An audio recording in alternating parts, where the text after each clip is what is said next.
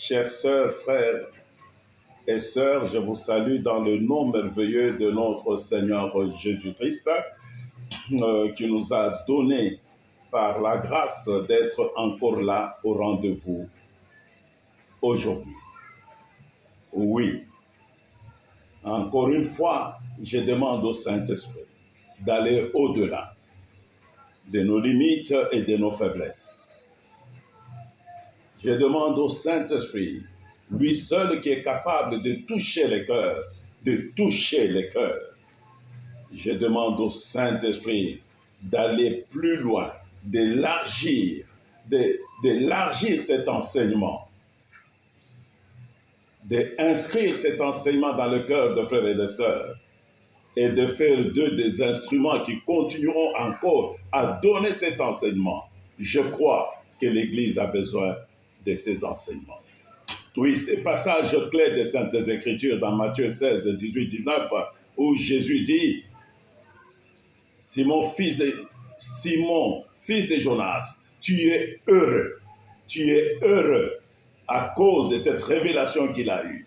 Tu es heureux. » Il lui dit « Sur cette pierre, je bâtirai mon église. Les portes du séjour des morts ne prévaudront point contre elle. » Oui, nous parlerons de comment il bâtit l'église. Nous parlerons de séjour des morts. Et il continue, il dit, je te donnerai les clés. Nous parlerons des clés. Nous parlerons du royaume des cieux. Et ce que tu lieras sur la terre sera lié au ciel. Oui, gloire au Seigneur. Aujourd'hui, nous parlons et sur cette roche massive.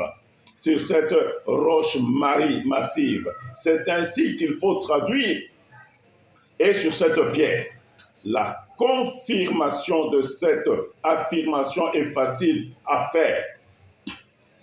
Ce que j'ai traduit par roche massive est un terme grec féminin, Petra. Alors que Jésus disait à Pierre, tu es Cépha, fut traduit en grec par tu es Pétros. On retrouve plusieurs fois le terme Petra dans le Nouveau Testament, en Matthieu 27, 60 et Marc 15, 46. Le sépulcre du Christ fut taillé dans une Petra. En Apocalypse 6, 15 à 16, les hommes chercheront à se cacher dans les pétras. 1 Corinthiens 10, 4. Les Hébreux dans le désert buvaient à une pétra qui les suivait et cette masse rocheuse était Christ. Nombre 28.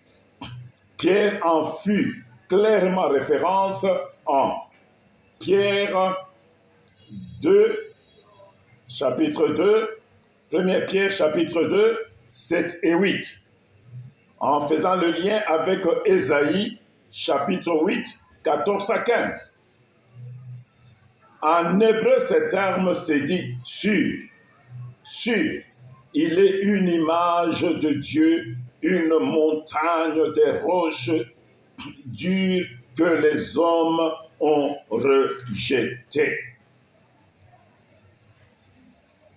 1 Samuel 2, 2, Psaume 27, verset 5, Deutéronome 32, verset 4, verset 13, verset 15, verset 18 et verset 37. Selon la Pétra de 1 Corinthiens, chapitre 10, 4, nous devons faire relation avec un nombre 28, où le terme c'est là, et Psaume 71, 3. Quand Jésus parla à Pierre en araméen, il avait certainement les Écritures à cœur que je viens de citer. Il les avait dans sa pensée et il les avait à la bouche. La roche massive est donc autre chose que Pierre, Simon fils de Jonas. Quelle fut dans la pensée de Christ cette stue, cette cela, Cette Pétra, l'apôtre Pierre dit en 1 Pierre 2, 4, 6, « Approchons-nous de lui, roche massive, vivante, rejetée par les hommes, mais choisie et précieuse devant Dieu. Et vous-même, comme des pierres vivantes, édifiez-vous pour former une maison spirituelle. 1 Corinthiens chapitre 3, verset 11, qui dit « Car personne ne peut poser un autre fondement que celui qui a été posé, à savoir Jésus-Christ. Jésus-Christ seul est le fondement de l'Église. Jésus-Christ seul est le visionnaire de l'Église. Jésus-Christ seul est missionnaire. Nous ne sommes que des co-visionnaires, nous ne sommes que des commissionnaires. Nous résumons. Nous avons donc une importante masse rocheuse. Sur cette roche inébranlable, sur cette masse rocheuse, une première pierre fut posée comme socle. Secondaire, puis de nombreuses autres pierres furent posées, c'est-à-dire, c'est ainsi que l'édifice est construit.